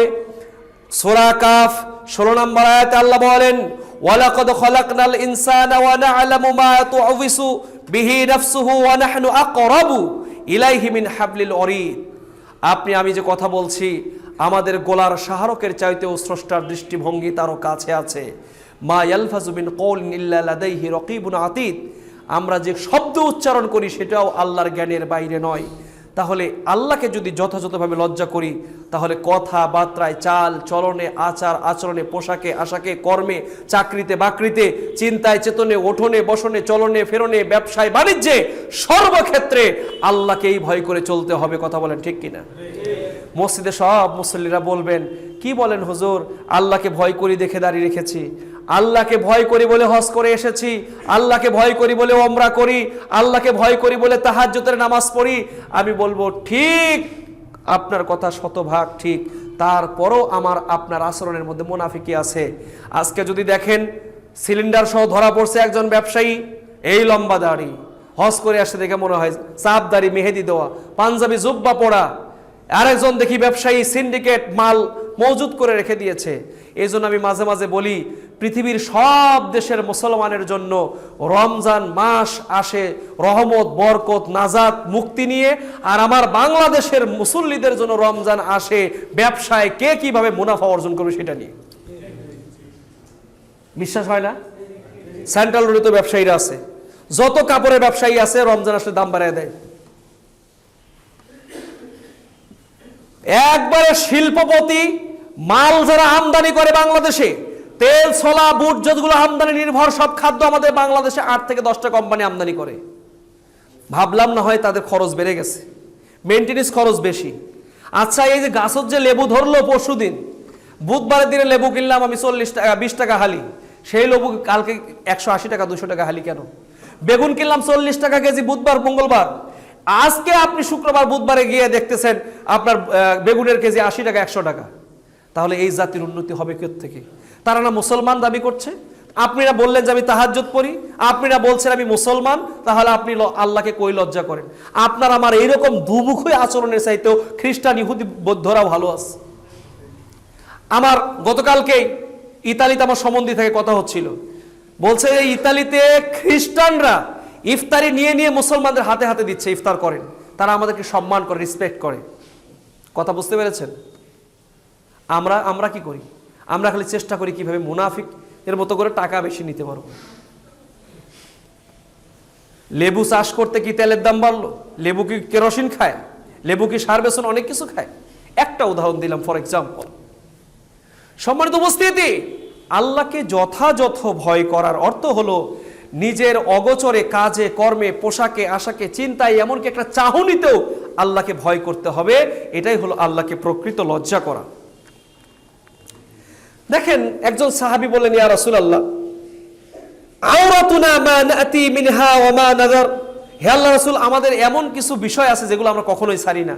আপনি যে আল্লাহকে লজ্জা করতে বলতেছেন, আমরা ব্যক্তিগত পরিবারে মিলিত হই, বিভিন্ন কাজ করি, তো এগুলো তো লজ্জার বিষয়, তাহলে আমরা তো এই লজ্জাগুলো ছাড়ি না।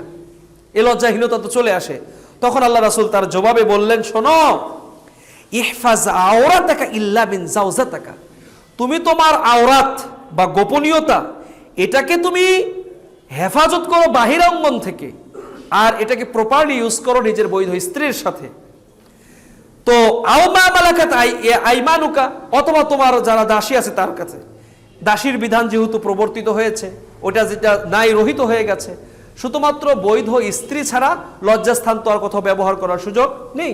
সুতরাং আল্লাহ রাসূল বললেন যে দেখো, তোমরা এটা যদি অবৈধ পন্থায় ব্যবহার করতে তাহলে গুনাহ হতো, যেহেতু বৈধ পন্থায় করছে এই জন্য এটার নামেও আল্লাহ রাব্বুল আলামিন তোমাদের আমল নামায় সাদাকার সওয়াব দিয়ে দেন। দেখেন হাদিসের শেষে রাসূলুল্লাহ সাল্লাল্লাহু আলাইহি ওয়াসাল্লাম বলেছেন, ফাওয়াল্লাহি, আল্লাহর নামে বলছি, আহাক্কু আইয়ুস্তাহায়া মিনহু মিনান নাস, মানুষের মধ্য থেকে সবচেয়ে বেশি হকদার হলেন আল্লাহ লজ্জাশীলতার ব্যাপারে। অর্থাৎ আল্লাহকে সবচেয়ে বেশি লজ্জা করতে হবে পৃথিবীর মানুষের চেয়ে। কিন্তু দুঃখজনক, আমরা তো লজ্জা করি মানুষকে। মাইন্ড করবেন না, হজ করতে গেছেন, শ্বশুর বাড়িতে গেছেন, বিয়াইয়ের বাড়িতে গেছেন, এক ওয়াক্ত নামাজ বাড়িতে পড়ে না, বিয়াইয়ের বাড়িতে গিয়ে বলতেছে, বিয়াই আসরের নামাজ পড়া লাগবে, আজান দিল, বিয়াই চলেন তাড়াতাড়ি চলেন, ফজরের আগে 4টার থেকে উঠে বসে আছে, বিয়াই জামাতে নামাজ পড়বো, কিন্তু এক ওয়াক্ত কিন্তু বাড়িতে পড়ে না। তাহলে এই লজ্জা মানুষের জন্য না আল্লাহর জন্য? এই যে আমাদের এখন সিজনাল মুসল্লি যারা আপনার এখানকার এই মসজিদে সেন্ট্রাল রোডের যারা নিয়মিত মুসল্লি, প্রথম তারাবির দিনে দেখবেন তারাই জায়গা পাচ্ছে না, আমদানি নির্ভর মুসল্লির জ্বালায়। তাহলে আপনি আল্লাহকে লজ্জা করেন না মানুষকে লজ্জা করছেন? এরকম অনেকগুলো জায়গা আছে, সত্যিই আমরা আল্লাহকে লজ্জা করি না। যদি লজ্জা একটা মানুষ আল্লাহকে প্রকৃত অর্থে করত, সেই লোক তো মানুষের অগোচরে ঘুষ খেতে পারে না, মানুষের অগোচরে সুদ খেতে পারে না। আল্লাহকে দেখে না এমন কোন জায়গা পৃথিবীতে কোনো মানুষ খুঁজে বের করতে পারবে? তাহলে সুদ খায় কেন, ঘুষ খায় কেন, জেনা করে কেন, চুরি করে কেন, ডাকাতি করে কেন, মানুষ হত্যা করে কেন, অন্যায় দুর্নীতিতে বারবার আমরা চ্যাম্পিয়ন হই কেন? কারণ এটাই। ওই যে আমাদের এক মন্ত্রী মহোদয় বলছেন, যদি গাড়িতে টাকা এমনি এমনি দেয় পরস্পর আলোচনার ভিত্তিতে, তাহলে সেটা সাদা নয়, সাদা হলো সেটাই যেটা হলো জোর করে নেওয়া হয়। সংজ্ঞা বের করছেন। ক্যাবিনেট যদি ঠিক রাখতে চান, সরকারকে যদি নিয়ন্ত্রণে রাখতে চান, এই মন্ত্রীর লাগাম এখন ঠাবেন, না হলে দুর্নীতিতে আবার এখন 13তম হয়েছি না, আবার ইনশাল্লাহ চ্যাম্পিয়ন হবো। 2001 থেকে 5 সালের শাসন ব্যবস্থা আপনাদের মনে নাই? আমি কিন্তু কোনো দল করি না। আমার বাড়ি বগুড়া গাবতলী, যদি বিএনপি কেউ থাকেন মনে করেন কিছু, তাহলে সবচেয়ে আমি হকদার কাছের লোক। প্লিজ আপনি অন্যভাবে নিয়েন না, আপনি যার দল করেন তার ঘর আমার ঘরের কাছে তার ঘর, সুতরাং অন্যভাবে নিজের কাছে আবার কথাটা নিয়েন না যে হুজুর এমনি বললেন কেন। আমরা গণতন্ত্র বিশ্বাস করি না, তবে দেশের স্থিতিশীলতার স্বার্থে আমরা সরকারকে সবসময় নসিহা করি। সম্মানিত উপস্থিতি, সামনে আগাতে চাচ্ছি।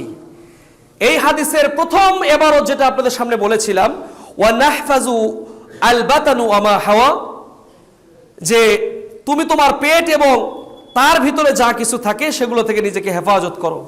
আর 1 নাম্বারটা ছিল আন নাহফাজার রাসা ওয়া মা ওয়া, মাথা এবং তার সাথে রিলেটেড বিষয়কে হেফাজত করা। মাথাতে কি আছে ভাই? মগজ আছে, ব্রেন আছে। এই মাথার দিয়েই তো কুবুদ্ধি সুবুদ্ধি সব উদয় হয়। এই মাথার দ্বারাই মানুষের কি কি ক্ষতি করবেন সেগুলোর চিন্তার উদয় হয়। তার মানে এই মাথা থেকে যা যা কাজ হয় সেই কাজ থেকে নিজেকে হেফাজত করা। মাথার সাথে রিলেটেড কি আছে? মুখ, নাক, চোখ, কান। কান দিয়ে অশ্রাব্য ভাষা শুনবো না, গান বাজনা যত আছে। চোখ দিয়ে খারাপ কিছু দেখবো না, কান দিয়ে খারাপ কিছু, নাক দিয়ে খারাপ কিছু শুকবো না, আর মুখ দিয়ে খারাপ কিছু বলবো না, মাথা দিয়ে খারাপ কিছু ভাববো না। এটা হলো মাথার হক, এটা হলো মাথা দ্বারা আল্লাহকে লজ্জা করা।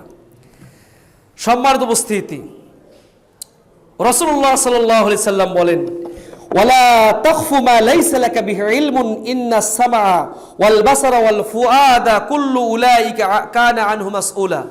সূরা ইসরা আয়াত নম্বর 36। আল্লাহ বলেন যে ওই বিষয়ে আল্লাহ তোমাকে জিজ্ঞাসা করবে না যে বিষয়ে তোমার জ্ঞান নাই।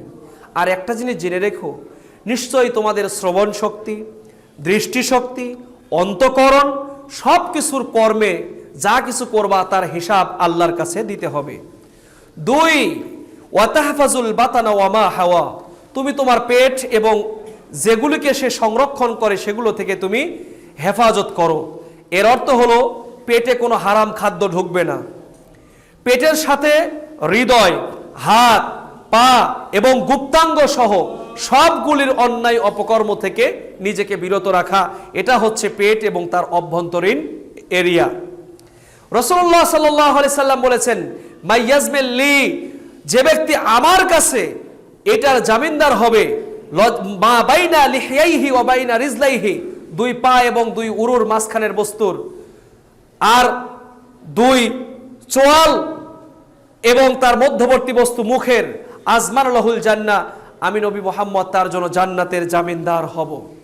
সম্মানিত সাথী এবং বন্ধুগণ, 3 নম্বরে আল্লাহর নবী বলছেন, ওয়া নাতাযাক্কারুল মাউতা ওয়াল বিলা, মৃত্যু এবং এটার সাথে রিলেটেড যত পরীক্ষা আছে তা থেকে নিজেকে বিরত রাখা। রাসূলুল্লাহ সাল্লাল্লাহু আলাইহি সাল্লাম বলেন, আকসিরু যিকরা হাজিমিল লাজ্জাতিল মাউত, তোমরা বেশি বেশি করে মরাকে স্মরণ করো, মৃত্যুকে স্মরণ করো। আকসারুহুম লিল মাউতি যিকরান, জানেন সবচাইতে বুদ্ধিমান ব্যক্তিকে, বিচক্ষণ মুমিনকে কে বলতে পারবে? সবচেয়ে চালাক বুদ্ধিমান কে? যে মৃত্যুকে বেশি বেশি স্মরণ করে। চলেন আমরা রাসূলুল্লাহ কি বলেছেন, আকসারুহুম লিল মাউতি যিকরান, এনাকে সরানোর ব্যবস্থা করেন। আকসারুহুম লিল মাউতি যিকরান, মানুষের মধ্য থেকে ওই ব্যক্তি সবচাইতে বেশি মৃত্যুকে যে স্মরণ করে সে হলো বুদ্ধিমান। ওয়া আহসানুহুম লিমা বা'দাহু ইস্তি'দাদান উলাইকাল আকিয়াস, যে ব্যক্তি মৃত্যু এবং তার পরবর্তী পরীক্ষা সম্পর্কে আল্লাহর কাছে বেশি চিন্তা ভাবনা করে, আল্লাহ রাব্বুল আলামিন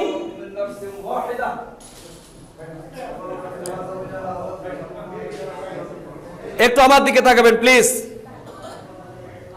মৃত্যু এবং এটার সাথে রিলেটেড বিষয় থেকে যে ব্যক্তি চিন্তা ফিকির করে, আল্লাহ নবী বলছেন মানুষের মধ্যে থেকে ওই মানুষ সবচাইতে চালাক এবং বুদ্ধিমান, যে মৃত্যু এবং মৃত্যুর পরবর্তী জীবন নিয়ে চিন্তিত, চিন্তা ভাবনা করে এবং প্রস্তুতি নিয়ে ভালোভাবে আরো বেশি প্রস্তুতি গ্রহণ করে, সে হচ্ছে প্রকৃত বুদ্ধিমান।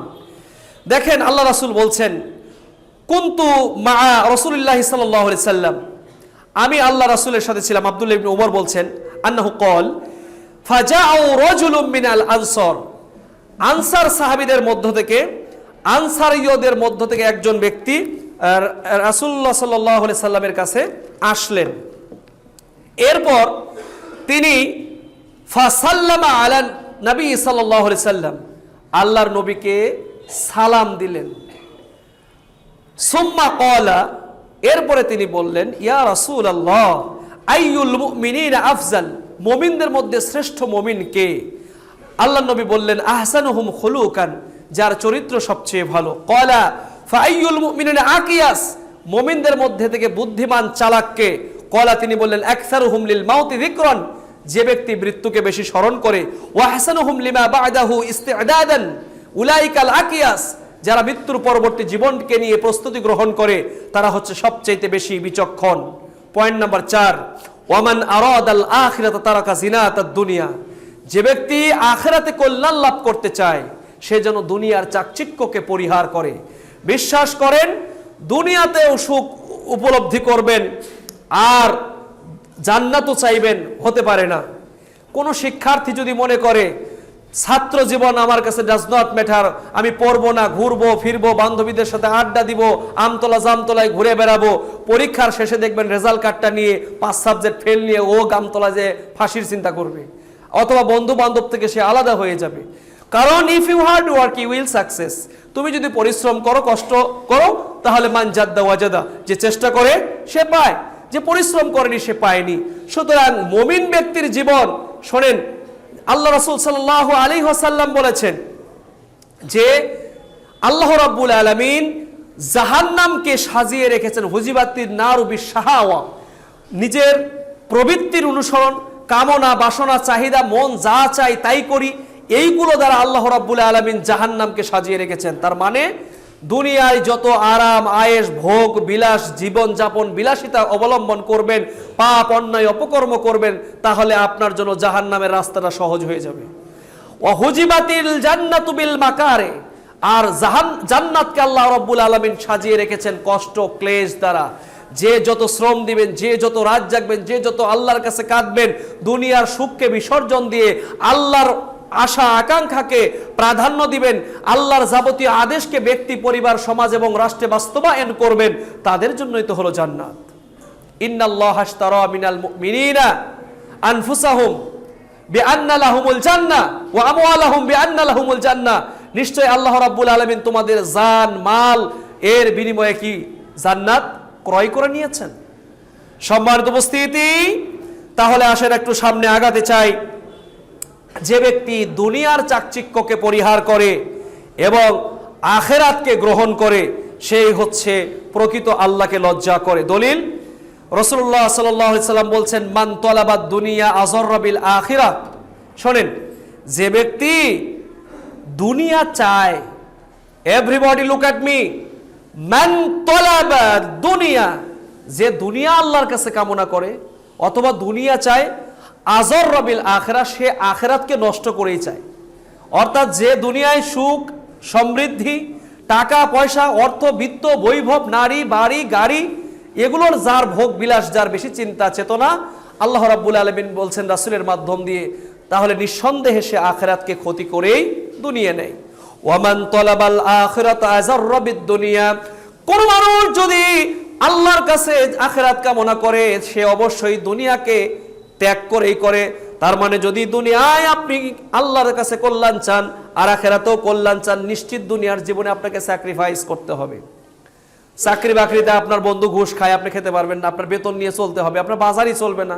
আরে তুমি রোডস অ্যান্ড হাইওয়েতে চাকরি করো, তুমি ভূমিও মন্ত্রণালয়ে চাকরি করো, তুমি এত বড় জায়গায় আসো, এখনো তোমার ফ্ল্যাট কিছুই হয় নাই, আপনাকে বয়ে গাল পারবে। উমুকে চাকরি করে, তোমার হয় না কেন? তোমার বেতন এত কম কেন? উমুকে বাড়ি গাড়ি এত কিছু করলো, তোমার হলো না কেন? বন্ধু বান্ধব, ওঠনে বসনে, রাস্তা ঘাটে, পাড়া প্রতিবেশীদের সবার কাছ থেকে আপনি কথা শুনবেন ভাই। আরে আপনার রংপুর শহরে জায়গা আছে, মানুষ 15 তলা বিল্ডিং করলো, আপনি আজও করতে পারেন না, কি করে? ব্যাংকে দিলেই তো আপনাকে 200 কোটি টাকা লোন দেয়। কিন্তু ওই যে ট্রু স্যাক্রিফাইস, আপনাদের এই মসজিদে কোন এক বক্তৃতায় আমি বলেছিলাম, ট্রু স্যাক্রিফাইসের নামই হলো ঈমান। নিজের সুখ আল্লাহকে জান্নাতের বিনিময়ে বিসর্জন দেওয়াই হলো ঈমান। সহজ কথা। সম্মানিত উপস্থিতি, তো রাসূল সাল্লাল্লাহু আলাইহি ওয়াসাল্লাম বলছেন, আযাররু বিদ দুনিয়া, দুনিয়াকে তোমরা বিসর্জন দাও, ফাআযিররু বিআলফাই লিল বাকি, পরকালের শান্তির জন্য, জান্নাতের জন্য দুনিয়াকে বিসর্জন দাও, তাহলে তোমরা আখিরাত অর্জন করতে পারবে। আমি বলি নাই আপনি চাকরি বাকরি করবেন না, আপনি অর্থ উপার্জন করবেন না। মীর মোশাররফ হোসেনের একটা বই প্রবন্ধ ছিল, হায়রে অর্থ তুই সকল অনর্থের মূল। অর্থাৎ অর্থই কিন্তু সকল অনর্থের মূল, কিন্তু অর্থ ছাড়া চলতেও পারবেন না। তো ডাক্তার লুৎফর রহমানের কেউ বই পড়েছেন? ডাক্তার লুৎফর রহমানের মানব জীবন, ধর্মজীবন, মহাজীবন, নারী জীবন পড়েছেন? ডাক্তার লুৎফর রহমান বলেছেন, ওই ব্যক্তির অর্থ উপার্জন করার অধিকার আছে যে অর্থকে সৎভাবে ব্যয় করতে পারে। বাংলা সাহিত্যের ভালো ভালো লেখকদের জীবনী পড়বেন, ইয়াকুব আলী চৌধুরী, এস ওয়াজেদ আলী, শাহ মোহাম্মদ সগীর, কবি আলাউল, তারপরে লেখক আছে হচ্ছে আব্দুল হাই, এরপরে আছে ইসমাইল হোসেন সিরাজি। এদের বই পড়বেন, ইমানি দীপ্ততা ক্ষিপ্রতা বাঁচবে। ইয়াকুব আলী চৌধুরীর নামাজ নামে একটা প্রবন্ধ আছে, পড়ে দেখবেন গায়ের লোভ সেরে উঠবে। বাংলা সাহিত্যের এই বইগুলো পড়বেন। ওই জাফর ইকবালের, এই ছেলেরা সায়েন্টিস্ট বিভিন্ন বই পড়ে লাভ নাই। ওই জাফর ইকবালের পড়া পড়ে আর হুমায়ুন আজাদের বই পড়ে ওই ইমান আমল দুটোই চলে যাবে। প্রিয় অডিয়েন্স, সম্মানিত সুধী, তাহলে দুনিয়া আমি ছাড়তে বলছি না, বরং দুনিয়াতে থাকতে হবে। লা রাহাবানিয়াতা ফিল ইসলাম, ইসলামে বৈরাগ্যের কোনো স্থান নাই যে বিবি বাচ্চা পরিবার সংসার সব ছেড়ে দিয়ে আল্লাহ আল্লাহ করবেন না। পরিবার সংসার জীবন যাপন করেই কিভাবে আল্লাহকে পেতে হয় তা আমাদের জন্য প্রকৃষ্ট উদাহরণ নবী মুহাম্মদ রাসূলুল্লাহ সাল্লাল্লাহু আলাইহি সাল্লাম। আপনাদের ধারাবাহিক আলোচনায় হয়তো অন্যান্য আলোচকরা আলোচনা করবেন, আপনি যদি রাসূলকে, আপনি যদি একজন ভালো বাবা হতে চান, মুহাম্মদ আপনার জন্য উত্তম আদর্শ। ভালো স্বামী হতে চান, তিনি আপনার জন্য আদর্শ। রাষ্ট্রপ্রধান হতে চান, সেনাপতি হতে চান, তিনি আপনার জন্য উত্তম আদর্শ। আপনি একজন মানব জীবনের এমন কোনো দিক ও বিভাগ নাই যার পরিপূর্ণতার জন্য নবী মুহাম্মদের বিকল্প আছে।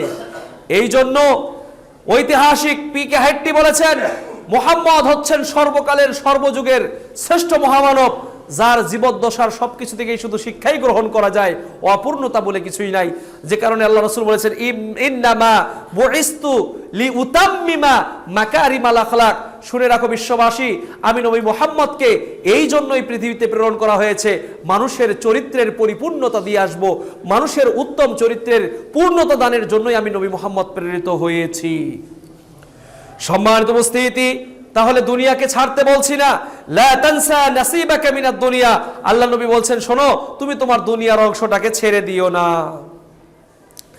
আনাস ইবনে মালিক রাদিয়াল্লাহু আনহু বলেন, কানা আকসারু দাওয়াতি ইয়াদউ বিহা আল্লাহুম্মা রাব্বানা আতিনা ফিদ দুনিয়া হাসানাতাও ওয়া ফিল আখিরাতি হাসানাতাও ওয়া কিনা আযাবান নার। যখনই নামাজ পড়বেন, যখনই দোয়া করবেন, আল্লাহর কাছে এই দোয়া করবেন, আল্লাহ তুমি আমাকে দুনিয়াতে কল্যাণ দাও, আখিরাতে কল্যাণ দাও, ওয়া কিনা আযাবান নার, and protect of us hell fire, আল্লাহ জাহান্নামের শাস্তি থেকে আমাকে বাঁচাও। হাফেজ ইবনুল কাইয়ুম রাহিমাহুল্লাহ তিনি বলেছেন, এই জন্য আমাদের উদ্দেশ্যে যে বেশি করে রাত্রি জাগরণ করবেন, বেশি করে আল্লাহকে ডাকবেন, এর মাধ্যমে আল্লাহর কাছাকাছি যাওয়া যায়। উল্লেখিত বর্ণনা অনুযায়ী